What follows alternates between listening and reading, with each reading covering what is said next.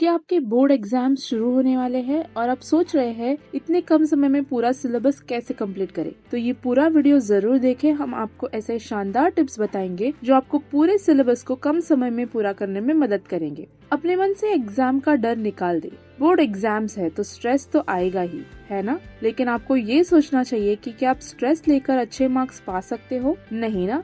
Stress लेकर तो आप और भी डिस्टर्ब हो जाओगे, जिससे आपको मार्क्स कम आ सकते हैं। क्योंकि एक रिसर्च से ये साबित हो चुका है कि स्ट्रेस लेने से याद करने की क्षमता और कंसंट्रेशन में कमी आती है। तो याद रहे, स्ट्रेस लेने से आपके मार्क्स कम हो सकते हैं। सभी विषयों पर फोकस करें। हम सभी की आदत होती है कि हमें जो सब्जेक्ट मजेदार लगता है हम उसे ही पढ़ना चाहते हैं, लेकिन क्या ये सही है? नहीं, बिल्कुल नहीं। अगर आपको एग्जाम में अच्छे मार्क्स लाना है तो सभी सब्जेक्ट्स में अच्छे मार्क्स लाने होंगे, क्योंकि आप एक सब्जेक्ट से टॉपर नहीं बन सकते।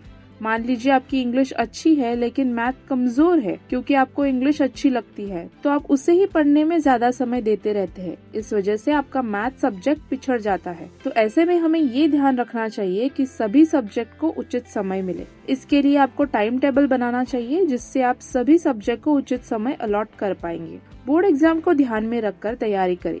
अगर आपके पास टारगेट रहता है तो आप आसानी से किसी भी टास्क को पूरा कर सकते हैं। तो बोर्ड एग्जाम को ध्यान में रखकर अपना टारगेट बनाइए। जैसे आप चैप्टर 1 पढ़ रहे हैं तो पिछले साल उस चैप्टर से बोर्ड एग्जाम में कितने क्वेश्चंस आए हैं उन्हें भी जरूर हल कर ले। इसके लिए आपको पिछले 3 साल के क्वेश्चन पेपर अपने पास जरूर रखने चाहिए। कोशिश करें कि एग्जाम के 10 दिन पहले आपने पूरा रिविजन कर लिया हो और उन 10 दिनों में पिछले साल के क्वेश्चन सॉल्व करें। Model paper and previous exam paper से हमें ये पता चलता है कि एग्जाम में किस पैटर्न से प्रश्न पूछे जाते हैं और किस प्रकार के प्रश्न ज्यादा से ज्यादा पूछे जाते हैं, जिनको देखने पर हमें अपने एग्जाम की तैयारी के लिए आइडिया मिल जाती है। किसी टॉपिक्स को अच्छे से याद करने के लिए उसे नोटबुक पर ग्राफ और पिक्चर की मदद से लिख ले। ये आपको अच्छे मार्क्स पाने में काफी फायदेमंद हो सकता है, क्योंकि एग्जाम में ग्राफ और पिक्चर के भी मार्क्स होते हैं। डिस्ट्रैक्शन से बचे। ये तो आप अच्छी तरह से जानते होंगे कि आपका ये समय कितना बहुमूल्य है। तो ऐसे में बोर्ड एग्जाम की तैयारी के लिए सबसे पहले आपको अपने समय का महत्व समझना चाहिए और सारा समय पढ़ाई और सिर्फ पढ़ाई पर ही देना है, क्योंकि ये 1 से 2 महीने का समय आपके पूरे भविष्य को निर्धारित कर सकता है। ऐसे में बोर्ड एग्जाम की तैयारी के दौरान मैं अनावश्यक चीजों से टीवी, मोबाइल चलाना, गेम खेलना, सोशल मीडिया और इंटरनेट जैसे मोबाइल या अन्य दूसरी चीजों से खुद को दूर रखना चाहिए, क्योंकि ये वो चीजें हैं जो आपको पूरी लाइफ चलाने को मिलेंगी। लेकिन आपका एग्जाम एक बार निकल गया तो वो फिर समय दोबारा लौटकर नहीं आ सकता।